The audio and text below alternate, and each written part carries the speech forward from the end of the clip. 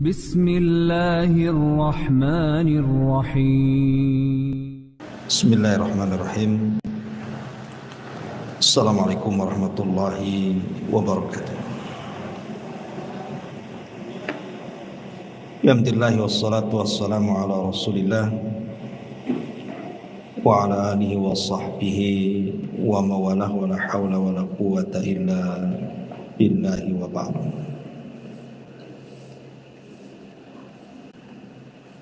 Alhamdulillah, di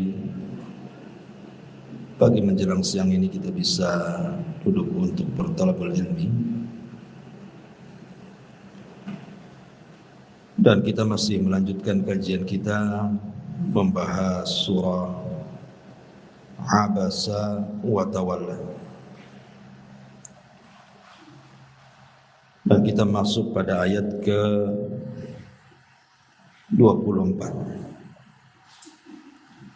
Tapi kita ulas dari ayat ke-17 dan seterusnya biar nyambung. A'udzubillahi minasyaitonirrajim. Bismillahirrahmanirrahim. Qutilal insanu ma akfara.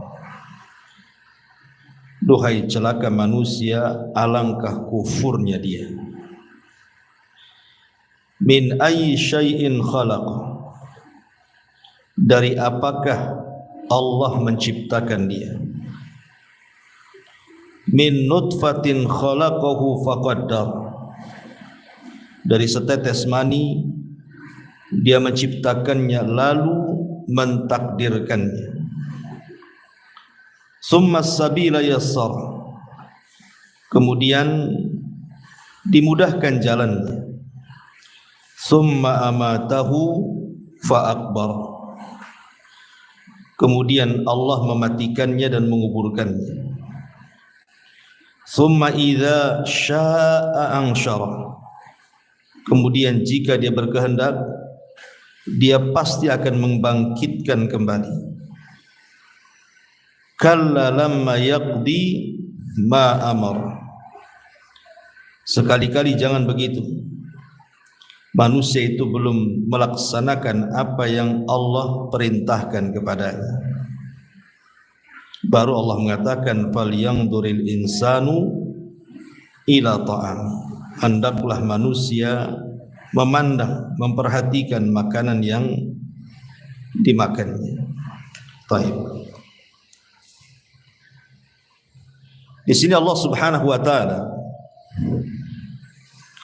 hendak menjelaskan kepada kita tentang kebesarannya, tentang kemahakuasaannya, keagungannya. Dan itu kita bisa perhatikan kepada dua perkara. Pertama, melihat kepada diri kita sendiri. Yang kedua, melihat kepada makanan yang kita makan. Adapun melihat kepada diri kita sendiri, Allah mengajak merenung kita. Kenapa manusia bisa kufur kepada Allah, sombong kepada Allah, kufur kepada Allah? Tidak lihat ya kamu itu dari mana? Seolah-olah Allah ingin katakan seperti itu. Kemudian Allah Subhanahu wa taala mengingatkan soal penciptaan kita. Kamu dulu itu loh tidak ada. Aku yang mengadakan kamu. Dari setetes mani, kemudian menjadi segumpal darah, kemudian menjadi segumpal daging, kemudian setelah itu dibentuk dan diberikan takdirnya setelah kelahirannya, dan Allah mudahkan. Kemudian setelah lahir, Allah juga yang membesarkannya. Sampai akhirnya Allah Subhanahu wa taala tentukan ajalnya. Summa amatahu fa akbar. Kemudian Allah tentukan ajalnya dan Allah kuburkan dia. Itulah perjalanan manusia. Tetapi walaupun demikian, Allah Subhanahu wa taala ingatkan di sini, kalla lamma yaqdi ma amar. sehebat apapun manusia, berterima kasih kepada Allah Azza wa Jalla karena sudah menciptakannya, memberikan nikmat yang banyak kepadanya, memberikan segala fasilitasnya, tetap saja manusia itu tidak akan sanggup melaksanakan perintah Allah. Tidak akan sanggup. Sampai-sampai para ulama salaf mengatakan, kalau seandainya sejak ibu dilahirkan sampai ibu diwafatkan, ibu sujud saja, tidak pernah bangkit-bangkit. Jadi sejak lahir sampai mati itu ibu sujud aja kemudian mati.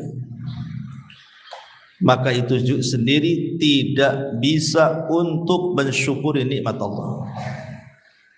Belum sanggup untuk mensyukuri nikmat Allah Subhanahu wa taala. Inilah yang diisyaratkan dalam sebuah hadis. Ketika seseorang datang kepada Nabi sallallahu alaihi wasallam tentang orang yang dimasukkan ke dalam sorga itu karena rahmat Allah Subhanahu wa taala, bukan karena amalan. Maka Nabi sallallahu alaihi wasallam ditanya, termasuk engkau wahai Rasul? Maksudnya termasuk Nabi kita juga masuk surga karena rahmat Allah, bukan karena amalannya. Kata Nabi SAW, termasuk saya. Saya juga masuk surga karena rahmat dari Allah, kasih sayang dari Allah, bukan karena kehebatan ibadah saya, kata Nabi. Artinya sekelas Nabi saja masuk surga karena rahmat, apalagi kita. Sehingga tidak perlu sombong, karena semua itu berdasarkan rahmat. Ingat satu kisah yang pernah saya ceritakan tentang seseorang dari zaman dulu Bani Israel yang Allah Subhanahu wa taala wafatkan. Kemudian Allah Subhanahu wa taala berdirikan orang ini di pintu surga. Kemudian kata Allah Subhanahu wa taala, masuklah kau ke dalam surga dengan rahmat. Tiba-tiba dia mengatakan, oh tidak bisa. Yang masuk surga dengan rahmatmu itu kalau ketika di dunia dia berbuat dosa kemudian bertobat, wajar. Kau beri kasih sayang dia karena tobatnya. Makanya orang yang seperti ini masuk surga dengan rahmatmu. Tapi aku loh tidak pernah maksiat, katanya. Aku tidak pernah maksiat sedikit pun. Mana mungkin saya masuk surga dengan kasih sayangmu? Masukkan aku ke dalam surga dengan amalanku, katanya. Maka Allah Subhanahu wa taala mengatakan, baik, hitung berapa pahalamu, berapa banyak si amalanmu itu, sehingga surga cocok untukmu. Akhirnya dihitung, rupanya pahala yang dikumpulkan selama hidupnya tidak lebih besar daripada satu nikmat yang Allah anugerahkan kepadanya, berupa nikmat penglihatan. Satu nikmat saja tidak bisa membandingi seluruh hidupnya untuk beribadah. Sementara Allah itu bukan hanya satu nikmat memberikan kepada kita itu, bukan hanya nikmat melihat saja, nikmat mendengar, nikmat bicara, merasa, oksigen yang di sekitar kita, dan macam-macam dalam tubuh kita itu banyak nikmat.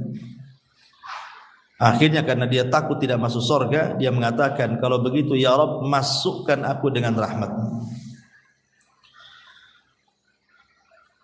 Jadi dari sini kita tahu bahwa Allah mengingatkan kepada kita, sehebat apapun kita melakukan ibadah, kita loh belum betul-betul melaksanakan perintah. Kita hanya berusaha saja. Karena nanti pada hari kiamat semua makhluk menyesal, bukan hanya kita saja, malaikat loh menyesal. Malaikat itu kan makhluk yang tidak pernah maksiat. Wa yaf'aluna ma yu'marun, mereka melaksanakan apapun diperintahkan Allah. Tapi kelak pada hari kiamat di hadapan Allah mereka mengatakan apa? Subhanak ma abadna haqqa ibadati. Maha suci Engkau ya Rabb, kami belum bisa melakukan ibadah kepadamu dengan sebenar-benar penghambaan. Itu malaikat ngomong begitu. Kalau malaikat ngomong begitu di hadapan Allah, ma'abadna haqqa ibadati, Kami belum mampu menyembah Allah dengan sebenar-benar penghambaan kepada-Mu ya Rabb, apalagi kita yang diberikan hawa nafsu. Malaikat tak ada hawa nafsu. Makanya Allah Subhanahu wa taala katakan di sini, kalla lamma yaqdi ma amar.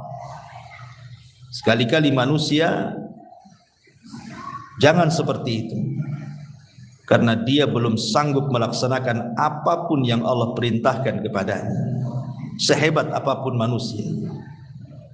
Maka dari sini pandai-pandailah bersyukur akan nikmat Allah Subhanahu wa taala.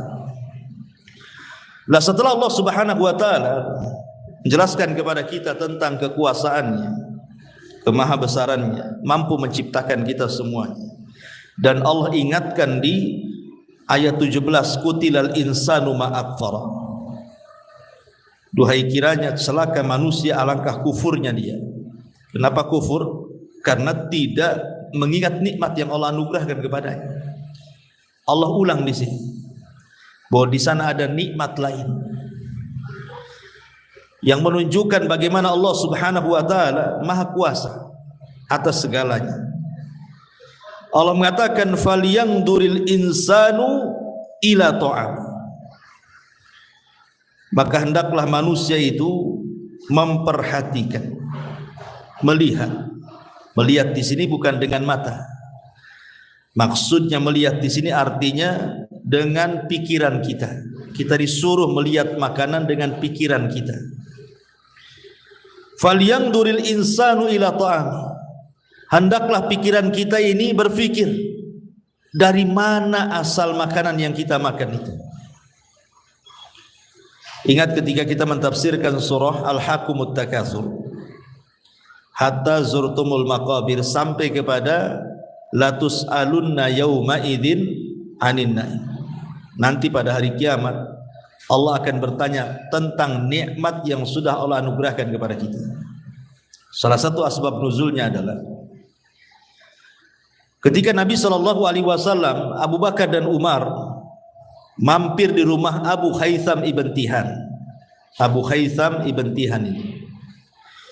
Kemudian oleh Abu Haytham ini dihidangkan kambing rebus, kemudian kurma dan air putih.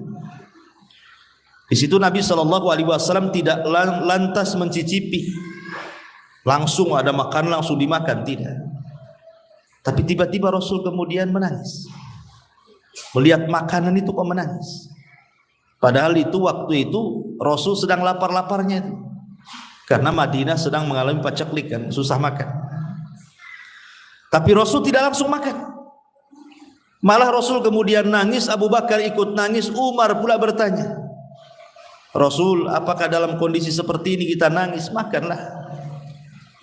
Kemudian Nabi SAW membacakan surah Al-Hakumut sampai kepada ayat, ya Umar, yauma idzin anin latus alunna yauma idzin anin naim. Ini makan yang di depan kita ini semua akan ditanya. Sudah bersyukur kita sama makanan ini? Bersyukur atau tidak dengan makanan ini? Semua akan ditanya di hadapan Allah. Maka di sini Allah mengatakan falyanzuril insanu ila ta'ami. Hendaklah manusia itu melihat makanan yang dimakannya itu. Bagaimana kok bisa makanan itu sudah ada saja tinggal makan saja. Pamannya ibu COD, anggap saja karedok atau lotek ya, atau pecel lah ya, adik kakak semua tuh. Coba lihat tuh pecel tuh, itu macam-macam sayuran ada di situ. Ada kangkungnya, mungkin pakai bayam lagi, ada lontongnya semua kan, kacangnya. Coba kita perhatikan satu-satu. Kangkung saja. Dari mana kangkung ini berasal? Dari pasar. Orang pasar ngambil di mana? Dari petani.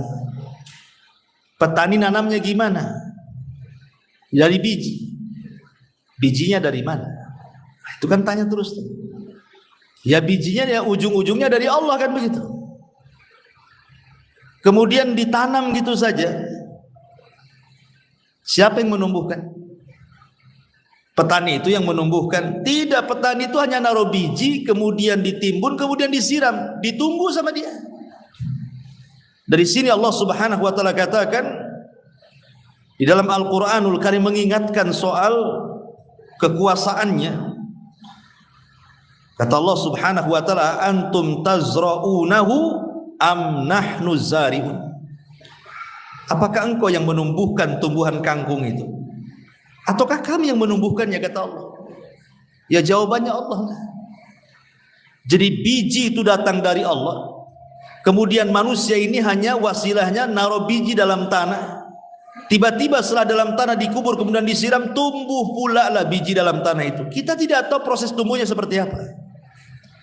Tahu-tahu dia bisa membelah bumi itu. Biji yang tadinya lemah, nggak punya kekuatan, tapi dia bisa membelah tanah. Kemudian nampaklah di permukaan. Namanya proses kehidupan itu sama juga dengan manusia. Dimulai dari kecil dulu. Kalau nggak dirawat bisa matilah kangkung tuh. Kemudian dikasih pupuk. Pupuknya dari mana? Dari pabrik pupuk, Ustaz. Lah proses pembuatan pupuk di pabrik pupuk dari mana? Umpamanya pupuk kandang lah, dari kotoran binatang. Kotoran binatang di mana? Dari peternak. Terus ternaknya dari mana?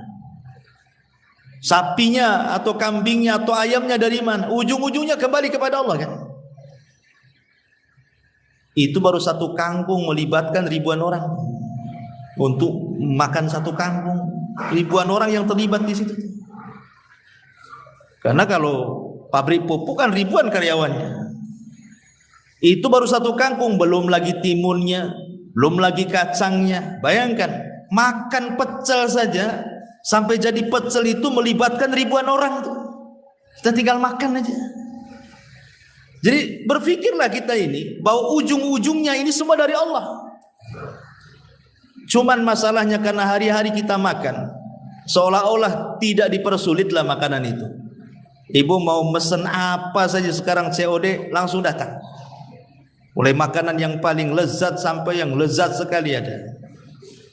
Yang aneh-aneh pun ada. Seolah-olah karena sudah rutinitas Bu ya. Mungkin makan pecel ya biasa, makan lauk-lauk yang semua biasa, sehingga seolah-olah kesannya itu memang sudah kewajiban Allah memberi makan kita. Kesannya seperti itu.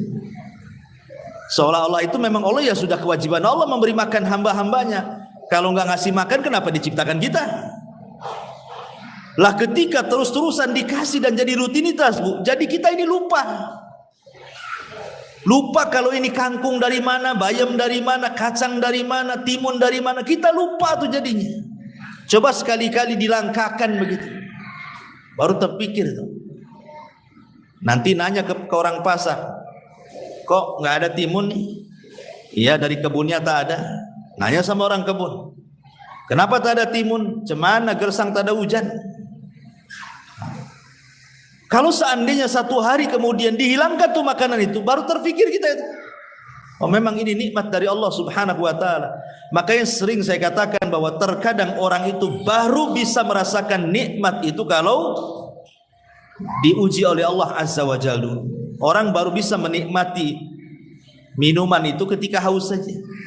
Kalau ibu sudah kembung minum, mau minum tuh malas. Sama dengan orang makan itu tahu lezatnya. Kan kalau lapar, kalau sudah kenyang mau dikasih apa aja kan gak akan dimakan. Sama dengan nikmat sehat, karena ibu pernah sakit, oh enaklah sehat itu. Atau keamanan, ibu pernah hidup di negeri konflik, oh enak pula lah hidup di Puskopkar, tak ada perang, ya. Dan begitu seterusnya. Jadi Allah Subhanahu wa taala ingin ingatkan di sini. Makanya Allah mengatakan falyangduril insan ila ta'am. Hendaklah manusia itu melihat dari mana tuh makanan yang dia makan itu. Kemudian Allah menceritakan prosesnya. Nih, kalau kamu ingin tahu makanan yang kau makan ini, dari inilah prosesnya ini kata Allah. Apa prosesnya? Anna sobabnal ma'a sobba. Pertama, kamilah yang telah mencurahkan air yang melimpah dari langit. Pertama Allah curahkan hujan dari langit. Hujan ini ada yang bermanfaat, ada yang tidak bermanfaat, ada yang membahayakan, macam-macam hujan itu. Ya. Makanya kalau sudah nampak hujan itu membahayakan, ada angin, banjir, kita disuruh berdoa kepada Allah Azza wa Jalla kan, Allahumma hawalaina wala alaina kan. Kemudian proses yang kedua, kata Allah, thumma syaqqaqnal arda syaqqa.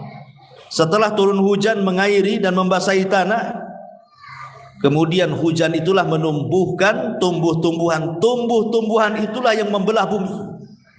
Kemudian kami belah bumi itu. Setelah Allah belah bumi dengan sebaik-baiknya itu, fa'ambatsna fiha habba. Kemudian muncullah biji yang ditanam itu, mekarlah ke atas bumi, tumbuh tuh. Ya. Maka siapa yang menurunkan hujan? Allah. Siapa yang menumbuhkan biji? Allah. Siapa yang membelah bumi sehingga kemudian tumbuhan yang hidup itu muncul ke permukaan bumi? Allah juga. Wa inaban wa ghadbah. Akhirnya setelah tumbuh besar, kalau itu buah-buahan, muncullah di sini dicontohkan oleh Allah Subhanahu wa taala, dan anggur serta sayur-sayuran. Allah menyebut anggur itu maksudnya mewakili semua buah-buahan. Memang Allah tidak sebutkan semua. Ngapain Allah sebutkan semuanya? Allah hanya memberikan permisalan saja. Muncul anggur, muncul jeruk, muncul salak, muncul durian, muncul macam-macam buah-buahan. Kemudian sayur-sayuran, semua sayur-sayuran ada. Yang ibu makan hari-hari itu, yang dilalap tuh kan. Wa inaban wa ghadba wa zaitunan wa nakhla. Wa zaitunan wa nakhla, dan minyak zaitun ini pun percontohan saja, dan pohon kurma dan berbagai macam buah-buahan. Wa hadaiqa gulba, bukan hanya itu saja. Wa hadaiqa gulba, dan kebun-kebun yang rindang-rindang. Kemudian wa faqihatan wa abba, dari kebun-kebun rindang itu muncullah buah-buahan yang banyak serta rerumputan. Kemudian Allah mengatakan mata'al lakum wa li an'amikum. Itu semua untuk kalian manusia dan juga untuk saudara kalian, maksudnya untuk hewan-hewan ternak kalian. Mata'al lakum wa li an'amikum. Ma'asyiral muslimat yang dimuliakan Allah Azza wa Jalla, dari sini kita tahu dari mana proses makanan yang kita makan tadi. Pamannya ibu makan jeruk, sama jeruk ini kalau mau diurut sejarah jeruk ini panjang kali bu. Ya, itu nggak selesai diceritakan tuh berhari-hari itu sejarah jeruk tuh. Dari mana jeruk berasal? Dari pasar. Dari pasar mana? Ini dari pasar sini. Pasar sini dari mana? Pasar Jodoh. Pasar Jodoh dari mana? Dari Jakarta atau dari Brastagi ke Medan dulu. Bayangkan dari sini ke Jodoh ke Medan, ujung-ujungnya. Nanti orang Medan kemana lagi? Ke kebun. Orang kebun kemana lagi? Ke pabrik pupuk. Jadi satu biji jeruk saja ngelibatkan orang banyak tuh. Lah disinilah proses-proses seperti ini Allah ingatkan. Kalian tinggal enak makan aja loh. Kenapa tidak bersyukur? Itu maksudnya. Sudah jadi semuanya, kita tinggal makan, tinggal nikmati. Allah tuntut satu, bersyukur. Lihat makanan itu. Kalau tadi yang pertama lihat badan kita dari mana, sekarang lihat makanan yang kita makan itu. Apa korelasinya di sini? Allah ingin menunjukkan bahwa semua datang dari Allah dan Allah mampu menciptakan segalanya, dan di sini ada isyarat kita dituntut untuk mensyukuri nikmat Allah Subhanahu wa taala. Dan tentu Allah menyebutkan ini ada kaitannya. Apa kaitannya? Kaitannya ayat setelahnya menceritakan tentang hari kebangkitan. Bahwa sebagaimana Allah Subhanahu wa taala sanggup menumbuhkan tumbuh-tumbuhan dengan hujan turun, maka Allah pun sanggup membangkitkan kalian setelah kematian kalian. Makanya kalau kita lihat ayat 17 dari surah Abasa ini sampai terakhir ini dirangkum oleh Allah Subhanahu wa taala dalam ayat yang lain, tepatnya dalam surah Al-Hajj ayat 5. Perhatikan Al-Hajj ayat 5. Ini rangkuman daripada apa yang kita terangkan. Allah Subhanahu wa taala katakan dalam surah Al-Hajj ayat 5 ini, ya ayyuhan nas, ya ayyuhan nas, wahai manusia, in kuntum fi raibin minal ba'thi, wahai manusia, jika kalian ragu-ragu, jika kalian masih ragu-ragu akan adanya hari kebangkitan setelah kematian. Kata Allah, fa inna khalaqnakum min turabin thumma min nutfatin thumma min alaqatin thumma min mudghatin mukhallaqatin wa ghairi mukhallaqatin litubayyina lakum wa nukirru fil arham ma nasha ila ajalin musamma thumma nukhrijukum tifla thumma litablughu ashuddahu wa minkum man yutawaffa wa minkum man yuraddu ila ardalil umuri likai la ya'lam min ba'di ilmi syai'a wa taral arda hamidatan fa idza anzalna 'alaihal ma'a ihtazzat wa rabbat wa ambatat min kulli zawjin bahij. Apa kata Allah? Wahai manusia, jika kamu ragu-ragu dari hari kebangkitan, maka sesungguhnya kami telah menjadikan kamu dari tanah, Adam dari tanah, kemudian turunannya, kemudian dari setetes mani, kemudian dari segumpal darah, kemudian dari segumpal daging yang sempurna kejadiannya dan yang tidak sempurna, agar kami jelaskan kepada kalian dan kami tetapkan dalam rahim menurut kehendak kami sampai waktu yang sudah ditentukan. Kemudian kami keluarkan kamu sebagai bayi. Kemudian dengan berangsur-angsur kamu sampai kepada usia dewasa. Dan di antara kamu ada yang diwafatkan, dan ada pula di antara kamu yang dikembalikan sampai usia sangat tua pikun baru diwafatkan. Sehingga dia tidak mengetahui lagi sesuatu yang telah diketahuinya. Dan kamu lihat bumi ini kering kelontang. Kemudian apabila telah kami turunkan hujan di atasnya, hiduplah bumi itu dan menjadi subur dan menumbuhkan berbagai jenis pasangan tumbuh-tumbuhan yang sangat indah. Ya. Inilah rangkuman daripada pembahasan kita sebenarnya. Allah Subhanahu wa taala selain mengingatkan nikmat yang Allah anugerahkan dengan melihat makanan itu, lebih daripada itu Allah Subhanahu wa taala ingin membantah siapa? Orang-orang musyrik. Karena Abasa wa Tawalla ini kan periode Mekah. Ini namanya Makkiyah ya. Surat ini surat Makkiyah. Dan surah Makkiyah itu lebih kepada bicara soal tauhid. Soal tauhid, kenapa? Ya soal tauhid mencakup segalanya lah. Soal keyakinan kan, soal sorga, soal neraka, soal kebangkitan, macam-macam lah. Karena tradisi atau keyakinan orang-orang musyrik Arab itu, mereka mengingkari tidak ada kehidupan setelah kematian. Karena mereka mengingkari tidak ada kehidupan setelah kematian, maka Allah bantah dalam ayat ini. Dibantah secara logika. Ya, kau lihat tuh tanah gersang tuh. Kemudian tiba-tiba turun hujan, kemudian tiba-tiba membelah, kemudian tumbuh pula rumput, tumbuh pula macam-macam. Siapa yang menghidupkan itu? Kalau Allah sanggup menciptakan atau menumbuhkan tumbuh-tumbuhan dari tanah yang mati yang gersang, maka begitu juga Allah sanggup membangkitkan kalian setelah kematian kalian. Seolah-olah Allah ingin katakan seperti itu.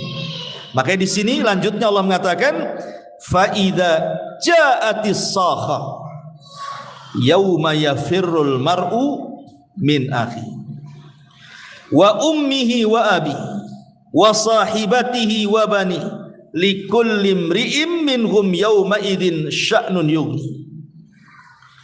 Fa idza ja'atis sakha, apabila datang kepada kalian sakha. Sakha itu artinya teriakan yang kencang. Sakha itu artinya teriakan yang sangat kencang dan memekikkan. Para ulama tafsir mengatakan artinya sakha itu suara yang keluar dari mulutnya Israfil. Dan Israfil itu ada yang mengatakan dia sebenarnya malaikat pemikul arsy. Yang Allah katakan alladzina yahmilunal arsya wa man haulahu, malaikat pemikul arsy dan malaikat di sekitarnya. Ada yang mengatakan bahwa malaikat pemikul arsy di ayat ini siapa? Israfil. Israfil itu malaikat pemikul arsy, tetapi ada tugas lain yang Allah tugaskan, yaitu meniup sangkakala. Asalnya dia itu pemikul arsy. Itu ada satu pendapat seperti itu, ya. Tapi ditugaskan untuk meniup sangkakala. La sakha ini adalah suara yang memekikkan, yang keluar dari mulut trompet Israfil, yang menghancurkan gendang-gendang telinga, menghancurkan semua alam semesta. Makanya disebut sakha itu satu di antara nama dari nama-nama hari kiamat. Jadi satu di antara nama-nama kiamat itu artinya as-sakha. Ingat, apabila sakha ini sudah ditiupkan, dan tiupan sangkakala itu pendapat yang kuat berapa kali? Dua kali. Pertama tiupan kematian dan tiupan kejutan dan kematian. Kemudian tiupan yang kedua disebut tiupan kebangkitan. Jadi saat 40, entah 40 hari, entah 40 bulan, entah 40 tahun, pokoknya angka 40 lah jarak antara tiupan pertama ke kedua. Kita tahu bahwa sebelum tiupan itu ditiup oleh Israfil, maka Allah Subhanahu wa taala akan menurunkan hujan dulu. Jadi pertama itu Allah akan turunkan hujan. Hujan inilah yang membasahi bumi. Tentu bumi yang sudah diganti, bukan bumi yang kita pijak ini. Tetapi bumi padang mahsyar pun tetap bumi ini, maksudnya diganti bentuknya. Tetap bumi yang kita pijak, cuman maksud saya itu diganti bentuk saja. Yang tadinya sekarang kan bentuknya macam-macam bumi itu, ada yang meninggi, ada yang merendah. Ada gunung, ada bukit, ada lembah, kan itu ya. Tapi nanti setelah diganti bentuknya rata semuanya. Tidak ada yang meninggi, tidak ada yang merendah, tidak ada bukit, tidak ada lembah. Rata serata-ratanya, tidak ada maklam, tidak ada alamat sama sekali. Disitulah Allah Subhanahu wa taala turunkan hujan. Hujan inilah yang kemudian meresap ke dalam tanah sehingga menyentuh setiap tulang ekor manusia. Dan tulang ekor manusia inilah yang tidak dihancurkan oleh Allah sampai kiamat. Walaupun kiamat dibangkitkan, tulang ekor itu bagaimana macamnya pun lemahnya tidak akan hancur. Karena itu di antara apa yang Allah kecualikan tidak mungkin hancur. Tulang ekor manusia itu. Tulang ekor kecil tidak bisa dilihat kecuali dengan alat. Ya. Dari tulang ekor manusia itulah yang kemudian terkena air hujan. Tiba-tiba kemudian tumbuh jasad. Nah, tumbuhlah kita itu setelah kematian. Setelah kemudian tumbuh jasad, Allah Subhanahu wa taala lempar dari dalam bumi ke permukaan. Itulah yang Allah mengatakan wa ukhrijatil ardu athqalaha, dan kami keluarkan beban-beban isi bumi itu ke permukaan. Dan Allah juga katakan dalam ayat yang lain wa alqat ma fiha wa takhallat, dan kami kosongkan isi-isi perut bumi karena dilempar ke permukaan itu jasad-jasad orang. Setelah jasad itu memenuhi bumi sejak Adam sampai yang terakhir mati, yang pertama kali dihidupkan siapa? Israfil. Israfil lah pertama kali dihidupkan dari semua makhluk yang berakal. Maka ketika Allah menghidupkan Israfil, Allah perintahkan Israfil untuk meniup sangkakala yang kedua. Maka Israfil pun meniup sangkakala yang kedua. Disitulah kemudian Allah bangkitkan manusia, dan yang pertama kali yang muncul dari kuburan atau yang siuman, karena ketika Allah Subhanahu wa taala menyuruh meniup sangkakala kepada Israfil, maka ruh yang ada di tempatnya masing-masing tiba-tiba melesat. Allah katakan dalam Quran, gimana bunyinya? Zuwizatnya, wa idzan nufusu zuwizat, dan apabila nyawa dan juga raga bersatu ke tempat. Jadi ruh-ruh orang-orang yang beriman kan ketika terjadi kiamat diletakkan di mana? Di Iliyin, di sorga yang paling tinggi. Kemudian ruh-ruhnya orang-orang kafir mereka diletakkan di Sijin.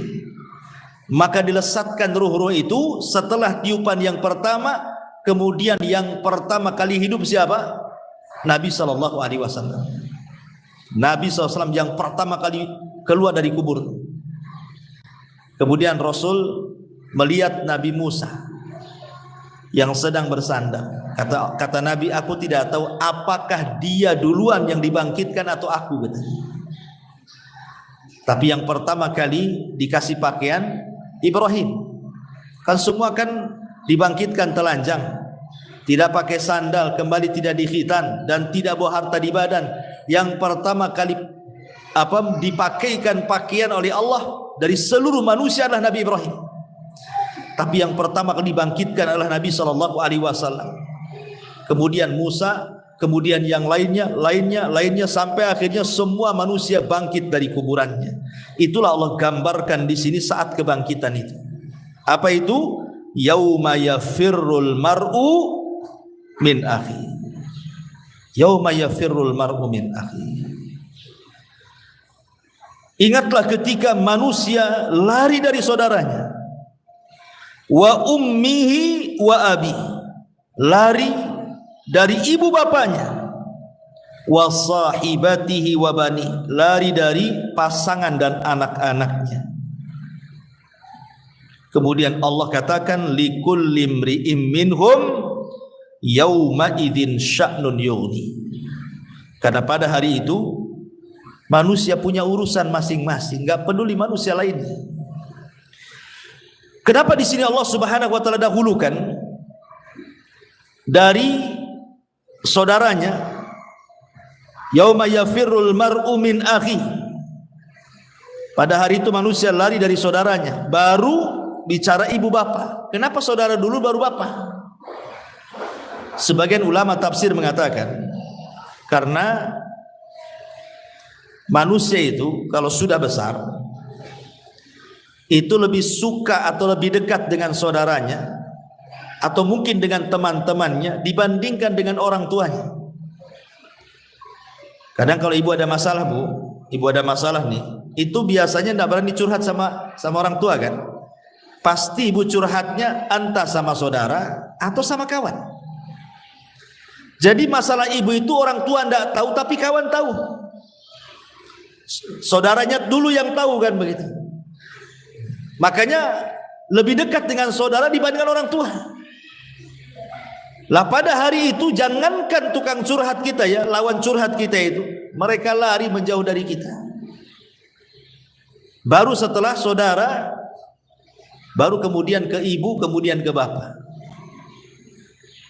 Baru setelah itu ke pasangan masing-masing, baru terakhir anak.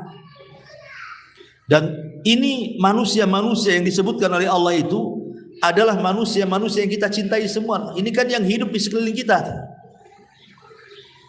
Mulai dari orang tua, saudara, pasangan, anak, ini kan orang-orang yang kita cintai. Ya. Terutama anak kan gitu ya. Apapun yang diminta anak itu membahayakan mau tidak, merugikan mau tidak. Terkadang orang tua itu tidak pikir-pikir tuh. Kalau anaknya mau langsung dibelikan. Ada manfaat atau tidak pasti dibelikan. Apapun yang diinginkan anak itu. Kenapa? Karena sayangnya kan. Terlepas menyesatkan anak atau tidak. Tapi lihat bagaimana kasih sayang manusia kepada anak itu luar biasa. Tapi sesayang itulah kita manusia di bumi ini tetap dipisahkan nanti pada hari kiamat. Orang lari dari saudaranya, lari dari ibu bapaknya, lari dari pasangan dan anak-anaknya. Pertanyaannya kenapa? Harusnya kan kalau kita di dunia ini ketemu orang tua dekat, ketemu anak pengen merangkul dan begitu saudara. Kenapa pada hari kiamat pada lari menjauh satu-satu, tidak mau mendekat? Padahal mereka sudah melihat tapi mereka justru lari. Sebagian para ulama mengatakan karena ada kekhawatiran mereka dituntut haknya oleh orang-orang terdekat ini. Karena jujur saja, saya, ibu atau siapapun selama hidup di dunia ini boleh jadi kita ini kurang memberikan hak kepada pasangan. Ibu kurang memberikan hak kepada pasangannya, suaminya, atau suami kepada ibu, kan begitu. Atau mungkin di dunia ibu kuranglah membahagiakan orang tua, memberikan hak-hak yang layak kepada orang tua, mungkin kurang. Atau mungkin hak-hak kepada anak yang sewajarnya, yang selayaknya kita kurang. Jadi kenapa pada hari kiamat lari itu? Karena takut dituntut hak. Itu maksudnya. Karena takut dituntut hak ketika di dunia ini kurang kita ini memberikan hak kepada mereka, makanya di nanti pada hari kiamat kita lari. Tengok ibu kita bukan dekat, malah lari. Takut nanti dia menuntut kita. Sini nak, kamu dulu di dunia begini, takut begitu. Makanya kita lari. Dia pun lari juga. Kenapa? Takut kita menuntut dia. Kamu nggak ngerawat saya, nggak mendidik saya, dan begitu seterusnya. Jadi masing-masing orang itu ketika melihat saudaranya, melihat ibu bapaknya, melihat anaknya, bukan makin mendekat, makin menjauh, lari sehebat-hebatnya karena takut dituntut. Ini satu penafsir. Ya. Kalau sudah takut dituntut berarti apa? Takut diambil kebaikan kita. Kan mereka menuntut kebaikan kita berupa pahala, kan? Karena nanti pada hari kiamat itu kondisinya bukan seperti yang kita bayangkan. Sampai Aisyah radhiyallahu anha mengatakan, ya Rasulullah, kalau manusia dibangkitkan telanjang, tidak pakai pakaian, kemudian auratnya nampak di mana-mana, laki-laki memandang kita, kita memandang mereka, apakah mereka? Aisyah membayangkan, kita saja telanjang dilihat orang, apa nggak malu gitu maksudnya. Nanti di akhirat seperti itu ya Rasulullah, apa seperti itu begitu kan? Maka Rasul mengatakan, tidak wahai Aisyah, boro-boro mandang aurat orang, katanya. Memikirkan diri sendiri saja sudah stres dia. Orang itu tidak akan memikirkan siapapun. Pasti yang dipikirkan dirinya sendiri. Kalaupun ada pahala, tidak mungkin berbagi dengan orang, karena itu modal dia masuk surga. Makanya ketika dia dapat pahala gitu kan, melihat ada orang yang mau mengambil pahala dia, pergi dia lari. Itulah yang terjadi di sini. Allah mengatakan, yauma yafirrul mar'u min akhi wa ummihi wa abi wa sahibatihi wa bani likulli imri'in minhum yawma idzin sya'nun yughni. Subhanallah. Ini satu penafsiran. Penafsiran yang kedua, maksudnya adalah yang lari-lari ini bukan orang yang beriman. Yang orang lari dari saudaranya, lari dari ibu bapaknya, lari dari anaknya dan juga pasangannya, ini tidak berlaku kepada orang yang beriman.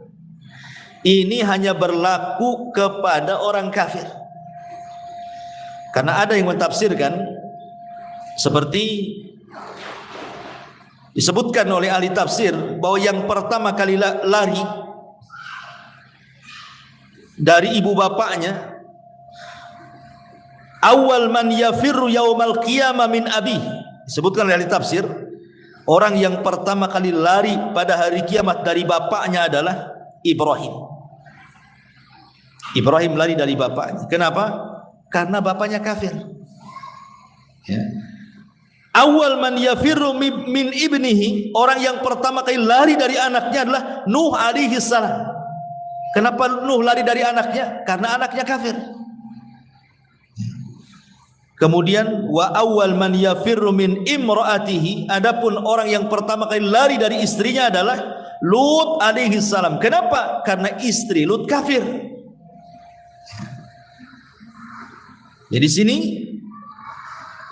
pada hari kiamat itu orang-orang kafir lari dari kita orang yang beriman. Tapi orang-orang yang beriman saat dibangkitkan mereka tidak lari. Selama keimanannya ditularkan kepada keluarganya. Makanya Allah Subhanahu wa taala mengatakan walladzina amanu wattaba'athum dzurriyyatuhum biimanin alhaqna bihim dzurriyyatahum. Dan orang-orang yang beriman kemudian keimanannya ditularkan kepada orang lain dari keluarganya. Maka nanti pada hari kiamat kami kumpulkan dia bersama pasangan dan anak cucunya. Ketika dibangkitkan, di sampingnya sudah ada suaminya, di sampingnya sudah ada istrinya, di sampingnya sudah ada anaknya, di sampingnya sudah ada orang tuanya. Karena ibu sudah menularkan keimanan kepada mereka. Mereka tidak akan lari. Jadi yang lari dalam ayat ini siapa? Mereka orang kafir. Mereka lari dari saudaranya, dari ibu bapaknya, dari manusia-manusia yang dicintainya. Dan mereka ketika dibangkitkan dan lari, mereka saling mencela diri mereka dan mengatakan, ya wailana man ba'athana mim marqadina. Duhai celaka, siapa yang membangkitkan kami dari tidur-tidurnya kami. Tapi orang-orang yang beriman, mereka membalas dan mengatakan, hadza ma wa'adar rahman wa sadaqal mursalun. Inilah janji Ar-Rahman dan benarlah ucapan para rasul. Kemudian Allah Subhanahu wa taala membagi manusia menjadi dua kelompok pada hari kiamat. Wujuhu yawma idzin musfirah dhahikatum mustabshirah wa wujuhu yawma idzin 'alaiha ghabarah tarhaquha qatarah ulaika humul kafaratul fajar. Pada hari itu ada wajah-wajah yang berseri-seri, tertawa dan gembira ria. Dan pada hari itu ada pula wajah-wajah yang tertutup dengan debu saking suramnya, tertutup oleh kegelapan, ditimpa kehinaan dan kesusahan. Mereka itulah orang-orang yang kafir lagi fajir. Ulaika humul kafarah. Kafarah ini berkaitan dengan keyakinan, karena keyakinan mereka kufur. Fajarah, dan fajar itu berkaitan dengan akhlak, karena akhlaknya rusak, otaknya rusak, badannya rusak, gitu maksudnya. Itu karena kalau kafarah berkaitan dengan syubhat, kalau fajarah berkaitan dengan syahwat. Itulah orang-orang yang rusak keyakinannya dengan kekufuran dan rusak akhlaknya dengan kefajiran. Di sini Allah Subhanahu wa taala mengatakan, wujuhu yawma idin musfirah. Wajah penduduk surga ini, pertama Allah Subhanahu wa taala sebutkan bahwa wajah mereka akan memutih. Yauma tabyaddu wujuh wa taswaddu wujuh. Pada hari kiamat kelak ada wajah-wajah yang sangat putih bersih, tapi ada juga wajah-wajah yang sangat hitam kelak. Kapan itu? Saat membaca catatan amal dia. Jadi saat membaca catatan amalnya, Bu, setiap dia melewati catatan yang baik, maka wajahnya akan berseri, akan memutih. Kemudian dibacakan lagi kebaikannya, memutih lagi, memutih lagi. Begitu seterusnya sampai akhirnya setelah selesai dibacakan itu, maka akan terpancar dari wajahnya cahaya. Musfirah. Inilah yang disebut musfirah ini. Ya. Jadi musfirah ini wajah kedua akhir setelah membaca catatan. Jadi ketika kita membaca catatan, walaupun seandainya mustahil, Bu, namanya catatan itu tidak mungkin semua baik, Bu. Karena tidak ada manusia yang datang menghadap Allah kecuali bawa dosa. Tidak ada satupun manusia yang datang menghadap Allah kecuali bawa dosa. Mustahil nggak bawa dosa. Artinya kan dalam setiap catatan itu kan pasti ada catatan dosa kan. Maksudnya di sini bagi orang-orang yang catatan kebaikannya lebih banyak dibandingkan catatan keburukannya. Jadi kalau dia membaca tuh catatan kebaikannya tuh langsung bercahaya, memutih.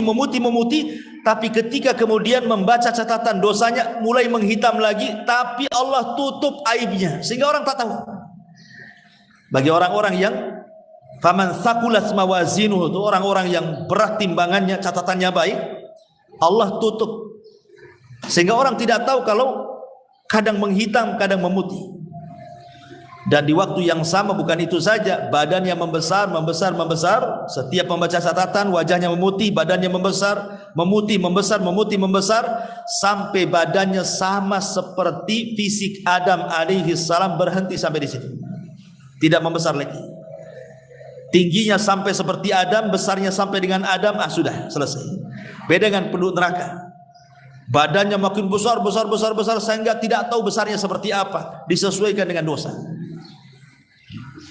Lah setelah kemudian selesai membaca catatan itulah, maka Allah mengatakan wujuhun yauma idzin musfirah. Nah, ini wajah yang kedua, musfir.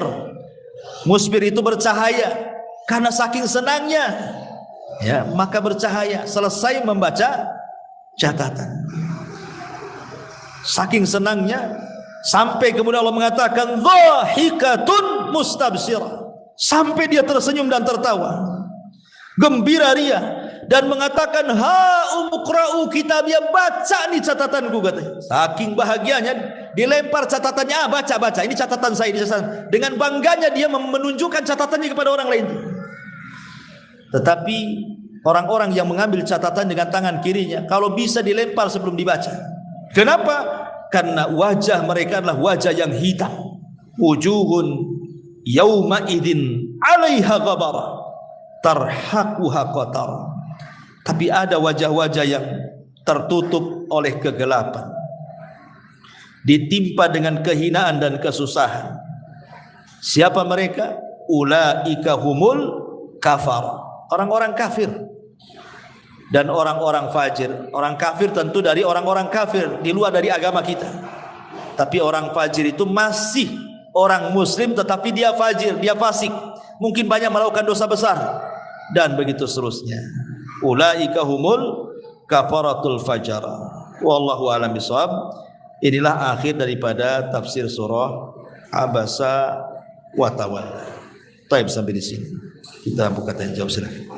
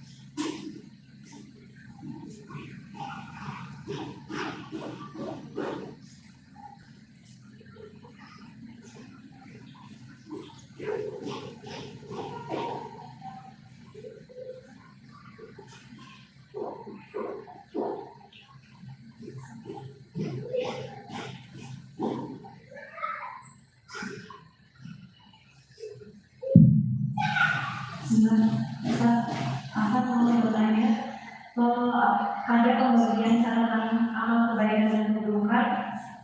Apakah manusia satu dengan manusia yang lain ini saling mengenal dan saling, ketika yang baik ini melihat catatan keburukan manusia yang lainnya, apakah mereka terlihat dengan celaan kepada saudara yang lain? Catatan amal itu terbagi menjadi 3. Ada catatan umum. Catatan umum, semua manusia ada di situ. Semua manusia ada di situ. Kemudian ada catatan khusus. Catatan khusus bahwa setiap para nabi itu akan dijadikan satu catatan dengan umatnya. Kemudian yang ketiga ada catatan akhos, lebih khusus lagi, catatan kita sendiri, ya. Dan ini menjadikan kita khawatir. Umpamanya seandainya nih catatan yang dikumpulkan dengan setiap para nabi dengan umatnya. Umpamanya satu catatan itu di situ ada Abu Bakar. Jadi catatan kita disamakan dengan catatan Abu Bakar, Umar, Utsman, Ali, semua para sahabat sama dengan kita di situ.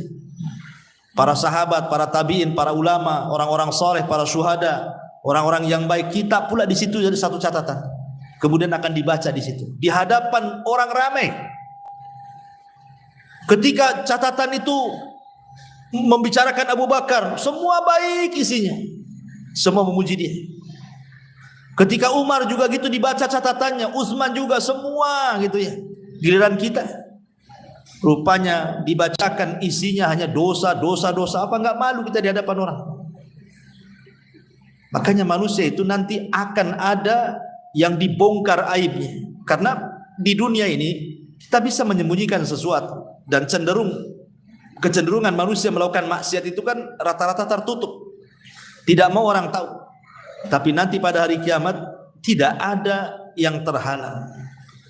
Oh, rupanya panci saya hilang, kamu pula yang ambil. Nanti nampak, ketahuan, oh rupanya kamu. Padahal saya sudah nuduh-nuduh pemulung tuh. Rupanya kamu, tetangga sendiri yang ngambil. Dan semua akan ada tuh, dan itu disaksikan orang ramai. Apa enggak malu kita dibuatnya? Itu namanya catatan umum. Nanti kita dipermalukan habis-habisan di situ.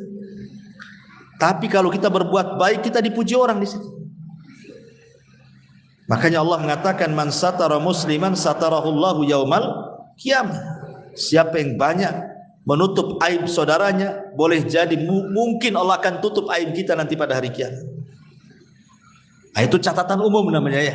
Tapi ada catatan khusus. Kita saja yang baca. Kita saja yang baca catatan itu. Untuk mencocoki apa? Mencocoki amalan kita sebagai bukti pertanggungjawaban. Catatan itu akan disesuaikan dengan kejadian dan peristiwa kita selama di bumi. Dan di antara khususnya hisab, kekhususan hisab adalah manusia akan dikembalikan hafalannya dengan hafalan yang mutqin. Jadi dia bisa ingat detiknya, jamnya, tanggalnya, harinya, tahunnya, dia ingat. Untuk apa coba dikembalikan ingatan kuat itu? Untuk dicocokkan dengan catatannya. Makanya dalam hadis tentang hadis bitokoh itu kan, apa kata Allah? Cek dulu tuh catatanmu. Jangan-jangan malaikat kami salah nyatat, kata Allah. Kan Allah mengatakan begitu kan? Cek benar-benar, betul nggak dosamu tuh katanya. Jangan-jangan malaikat kami salah nyatat. Maka dia mengatakan, tidak ya Rabb, benar semuanya itu, tingkah laku aku di situ semua. Nah, jadi ada yang sifatnya pertanggungjawaban kita dengan Allah, ada yang sifatnya pertanggungjawaban kita di hadapan halayak manusia. Karena dosa itu kan terbagi-bagi, ada yang dosa dengan Allah, ada yang dosa dengan manusia, ada dosa kepada diri sendiri, dan begitu seterusnya. Ya, jadi nggak kebayanglah kita kalau seandainya saat catatan kita dibaca, sementara catatannya digabungkan dengan para sahabat, tabi'in dan tabi'in, di mana muka kita coba waktu itu? Apa nggak malu dibuatnya kita? Makanya pentingnya kita muhasabah di sini. Wallahu a'lam. Dan pertanyaan Ustaz, mau bertanya, jika ada anak di luar nikah yang kemudian menikah tapi didasarkan kepada ayahnya, Ustaz? Ayah biologisnya? Iya, jadi kan seharusnya kalau anak di luar pernikahan itu kan anak di luar nikah itu terputus 1 waris, 2 mahram, 3 wali. 3 perkara ini terputus. Bapak biologisnya terputus ke mahromannya, terputus ke waliannya, terputus warisannya. Tetapi walaupun terputus ke mahromannya, bukan berarti bapak biologis bisa menikahi anak biologisnya. Tetap haram, tidak boleh, karena ada turunannya. Secara mahram tidak bisa, tapi tidak bisa juga dinikahi. Walaupun dia bukan mahram. Kan biasanya kalau bukan mahram boleh dinikahi kan. Tapi khusus anak zina tidak bisa dinikahi dengan bapak zina, walaupun terputus mahram. Karena anak zina itu nasabnya ke ibunya. Seperti Isa bin Maryam. Boleh dinasabkan ke ibunya, Isa bin Maryam. Bukan berarti kemudian Isa anak zina, tidak, maksudnya Isa ini dinasabkan ke ibunya kan. Isa bin Maryam. Seperti nama Nabi Yunus ibnu Matta, Nabi Yunus ibn Matta. Ada yang mengatakan Matta itu nama ibunya. Sama dengan Isa bin Maryam, itu Maryam kan anak ibunya. Maka dinasabkan kepada ibunya. Gak boleh dinasabkan kepada selain ibunya. Kalau dinasabkan kepada bapaknya, ini salah dan tidak boleh, bahkan terlaknat.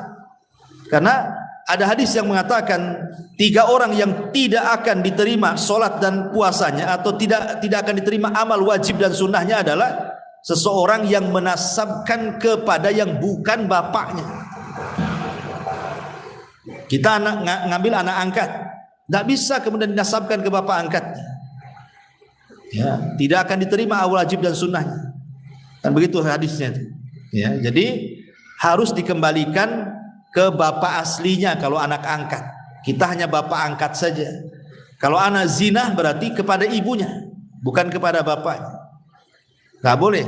Bapak biologis ini, dia kalau bertanggung jawab karena menghamili wanita lain, kemudian dia menikahi, maka anak dari wanita yang dihamili dia itu bukan anak kandung dia, tapi anak bawaan dia.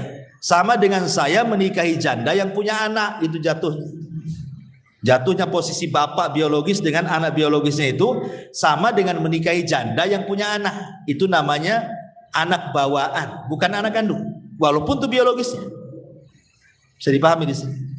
Tapi jatuhnya itu ketika sudah sejadian, berarti sampai rumahnya itu tidak tahu juga ya Ustaz. Ketika menikah ini kan dinasabkan kepada ayah. Ya kita kan ini hukum umum. Kalau hukum khusus kan kembali ke yang melakukannya. Dia melakukannya karena jahil, karena ketidaktahuan, karena apa? Nggak bisa kita memvonis kalau sudah individu. Kalau vonis umum ya, tapi kalau sudah individu ya lihat ke orangnya. Itu seharusnya harus dikatakan ketika sampai kepada dia, tapi tidak kejadian. Kalau bisa, dan berarti pernikahannya itu nikah syubhat, sah-sah saja anaknya yang kalau umpamanya sudah nikah, punya anak, anaknya enggak, bukan anak zina lagi, anak sah, karena itu anak syubhat namanya. Anak syubhat itu tetap dinasabkan kepada anak benar. Ya, tetapi orang tuanya kalau memang dia ketika nikah kok yang menikahkan bapak biologisnya, maka tidak sah. Anak zina itu dia hanya boleh menikah dan menikahkan oleh pemerintah. Hal ini ya KUA lah. Karena itu masuk dalam hadis Rasul, fasultanun waliyun mala waliyalahu. Maka penguasa atau pemerintah itu menjadi wali bagi wanita yang tidak punya wali. Dan anak zina itu tidak punya wali. Anak zina itu nggak punya wali. Kalau anak angkat masih punya wali. Boleh jadi bapak angkatnya masih hidup, bapak aslinya kan. Pemain kita pungut bayi. Boleh jadi mungkin kita nggak serahkan dia tetap sama kita sampai besar. Tapi bapaknya kan masih ada gitu kan. Kalau anak angkat. Tapi kalau anak zina nggak sama sekali nggak ada. Kenapa? Karena terputus tadi. Tidak ada pernikahan, terputus. Oh itu bapak yang menzinahnya. Bukan, itu hanya bapak biologisnya saja. Tapi dia bukan wali. Berarti jatuhnya anak wanita itu tidak punya wali. Berarti yang berhak menikahkan apa? Penguasa. Pak Kua yang berhak menikahkan. Karena keluarga ibu tidak bisa jadi wali. Pamannya kan India kan otomatis nasabnya ke ibunya kan. Semua jalur ibu nggak ada yang jadi wali. Wali itu semua dari jalur bapak. Jadi kalau ada yang menikah, pasti Pak Kua nanya walinya siapa, bapaknya, pamannya dari bapak maksudnya. Saudaranya saudara dari bapak. Bukan paman dari ibu, ponaan dari ibu, saudara dari enggak, ditolak. Semua wali itu jalurnya ke bapak. Kenapa? Karena nasab itu dari laki-laki. Nah sementara anak zina ini, dia dari bapak nggak ada. Sementara kalau dari ibu, semua keluarga ibu nggak jadi wali, nggak ada yang bisa jadi wali. Akhirnya status anak zina itu apa? Tak punya wali statusnya. Karena dari bapak terputus, dari keluarga ibu secara syar'i tidak bisa jadi wali. Berarti walinya adalah Pak Kuah. Bisa dipahami ya? Oke.